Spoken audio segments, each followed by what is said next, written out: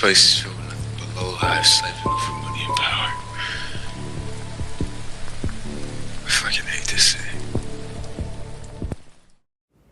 What is up, everybody? It's your boy Grave. Today, I just wanted to talk to you about my story, The Dark Prince, and how I made it into a graphic novel. But let's make a commentary on that video that we just saw. That is a teaser trailer of the story that is my beloved creation, which was brought to life by none other than MKD, an awesome animator who I would love for people to go and support. Subscribe to his channels and follow him on all his whatever social medias that you can find. But anyway, The Dark Prince. The main character, his name was John, and I initially created him at the age of 14 years old. And at that time, I was pretty much, I guess, a lonely, inspired kid who was overly creative and was heavily inspired by, anime, superheroes, and whatever other fantasy stuff I was into at the time. But yeah, so I started this writing journey. Keep in mind, I was like 14. No one really taught me how to write a novel. It was just, I read a lot of books and I was like, hey, I guess how hard could it be? So I started trying to write novels of my character. And I believe I went through 4 iterations of the first book. And then one, I guess, storyline, I stuck with that one and continued on. And it ended up being like a trilogy in the end. No, it was like a trilogy and then almost the 4th book. But I did let certain things in my life or people in my life kind of shake my confidence. And I'm going to say I gave up. There was a time I gave up, and then I let years pass.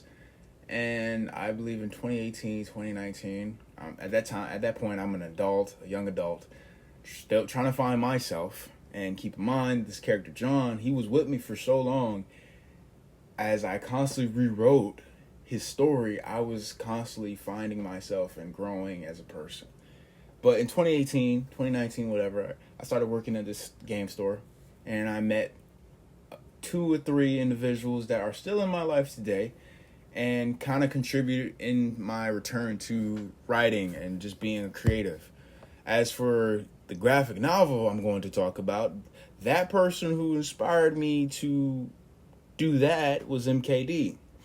Now, the main character John, since its inception, has had multiple designs who were sketched by various freelance artists that I all found them on this site called Upwork.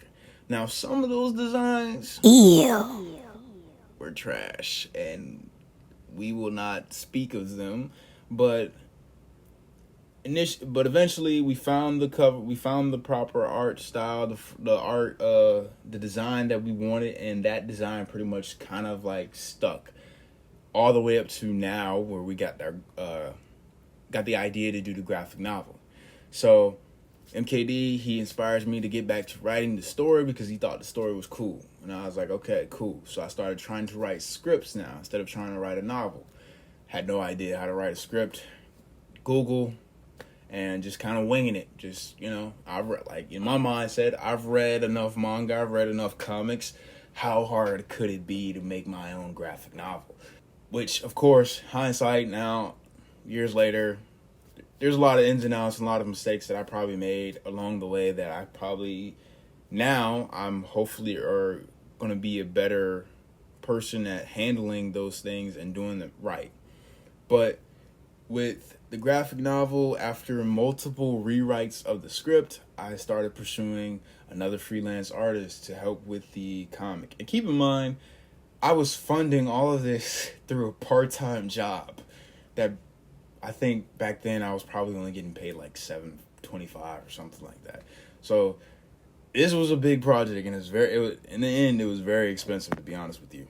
But I had fun along the way, as stressful as it was. But one of the few things that I learned, especially with freelance artists, you have to, you have to like find those that you know are going to be reliable, communicative, and actually going to put in the work.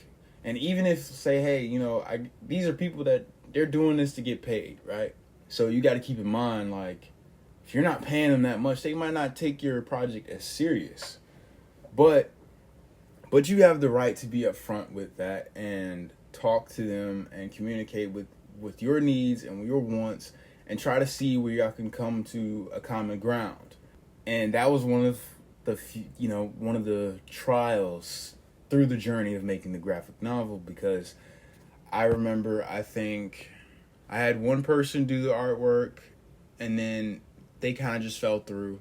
And then the second person I had started working with, I thought they would be really great. Had some nice character designs for some of the characters. And they even gave me like a 30-page storyboard of how the first chapter was going to go. So I'm like, okay, boom, I'm making way more progress than I did the first time I hired someone to help with the comic, right? So as time goes by, mind you, every time they would send something over, I'd have to pay. And while we were doing that, I started to notice that like the time frames of when they were going to send over the work got longer and longer. Like they would constantly push back the date that they set themselves. Hey, I'm gonna get it back to you September 3rd, right?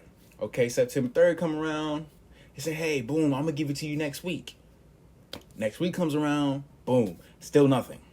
So after a while, I started to notice that, hey, I'm spending all of this money on a project that does not seem like I'm going to get anywhere with it if I keep working with this person. So I finally decided, you know what, boom, I'm just going to have to just start from scratch and find a new artist. So we parted ways, and then I went back on the search again.